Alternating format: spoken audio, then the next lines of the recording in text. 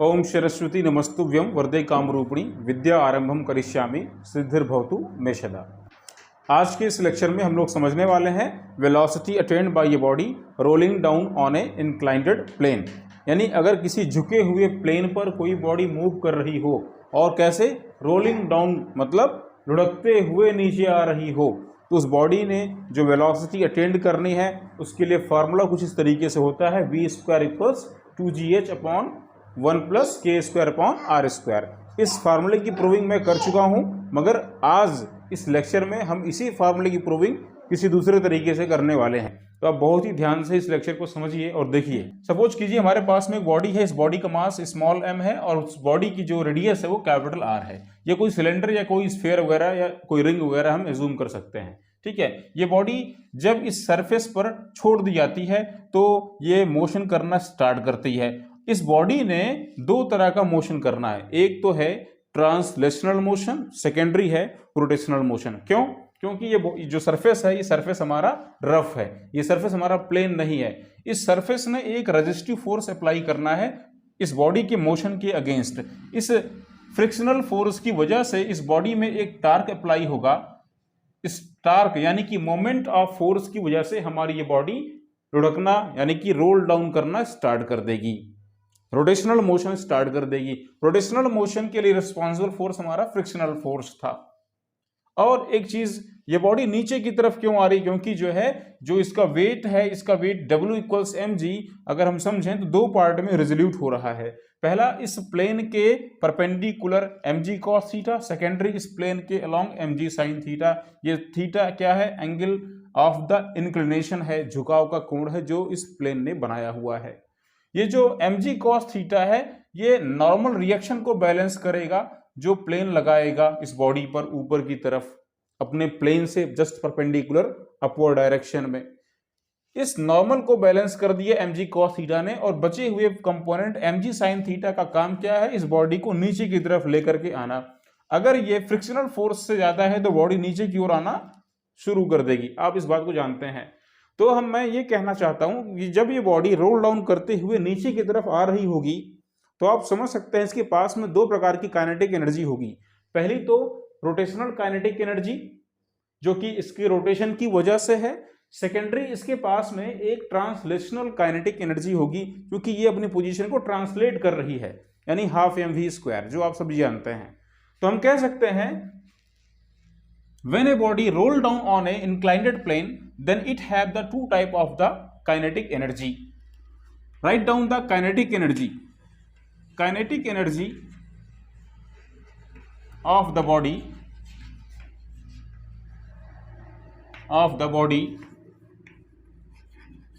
rolling down on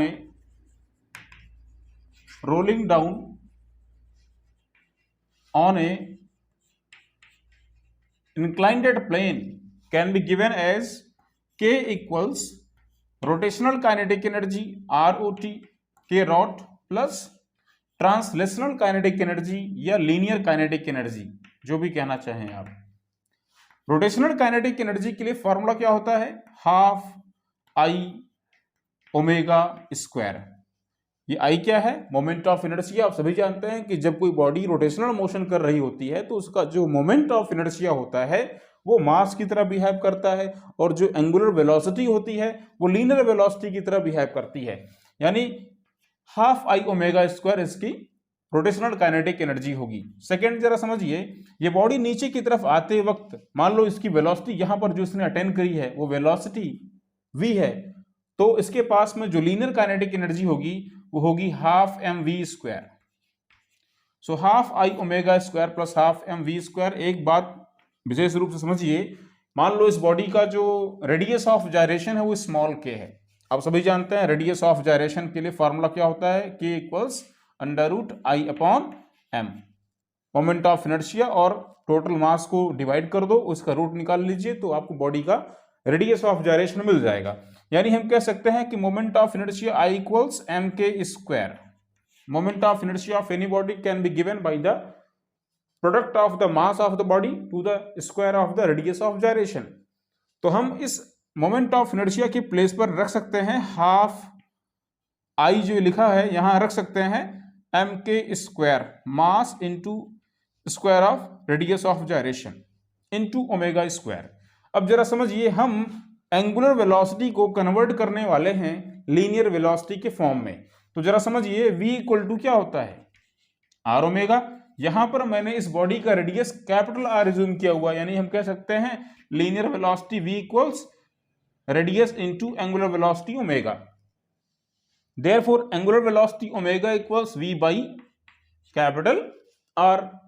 तो हम omega square के प्लेस पर क्या रख सकते हैं बताइए, v square upon R square, ठीक है, plus half m v square को वैसे ही आप इसको नोट कर ले। अब एक विशेष बात, हाफ एम वी स्क्वायर देखिए कॉमन है, इसको बाहर निकाल लेते हैं, हाफ एम वी स्क्वायर, यहां बचेगा के स्क्वायर अपॉन आर स्क्वायर और यहां पर बचेगा 1। तो यानी हम कह सकते हैं 1 plus K square upon R square. इस तरीके से ये इस बॉडी के पास में जो नेट रोटेशनल और ट्रांसलेशनल मोशन की वजह से काइनेटिक एनर्जी आई है उसका फार्मूला है।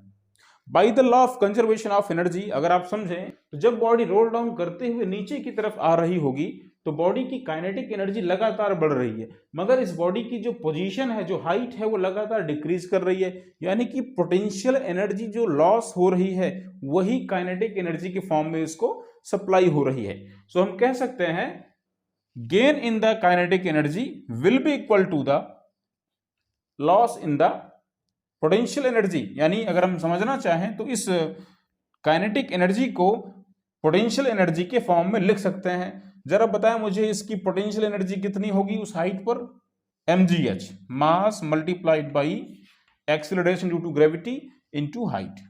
समझ रहे हैं इस बात को आप, by the law of conservation of energy इसको आप लिख लेंगे इस बात को, net kinetic energy gain will be equal to loss in the potential energy. तो देखें जरा ध्यान से, m to m cancel out, 1/2 को आप ट्रांसपोज करें राइट साइड में तो जाकर यहां पे 2 से मल्टीप्लाई हो जाएगा, यानी हम कह सकते हैं v square multiplied by 1 plus K square upon R square equals g 2gh। या हम कह सकते हैं v स्क्वायर इक्वल्स यही सेम जो लिखा हुआ है 2gh upon 1 plus K square upon R square. तो देखें जरा, वही फॉर्मूला हमको फिर से मिल गया जो हमने डिराइव किया था पहले किसी दूसरे तरीके से, वहां हमने साइन थीटा वगैरह को इस्तेमाल किया था, आप जाकर देख सकते हैं। एक विशेष बात, इस बॉडी ने जो वेलोसिटी अटेन करनी है रोल डाउन करने के बाद, वो वेलोसिटी डिपेंड करने वाली है किस पर, इस हाइट पर, यानी कि जो प्लेन था इस प्लेन की हाइट कितनी थी, और डिपेंड करने वाली है रेडियस ऑफ जायरेशन पर। तो यही था इसका डेरिवेशन। तो आशा करता हूं कि आपको ये वीडियो पसंद आया होगा। यदि आपको वीडियो अच्छा लगा तो प्लीज इस चैनल को सब्सक्राइब करें यदि नए हैं, और हमारे इस वीडियो को शेयर करें। धन्यवाद।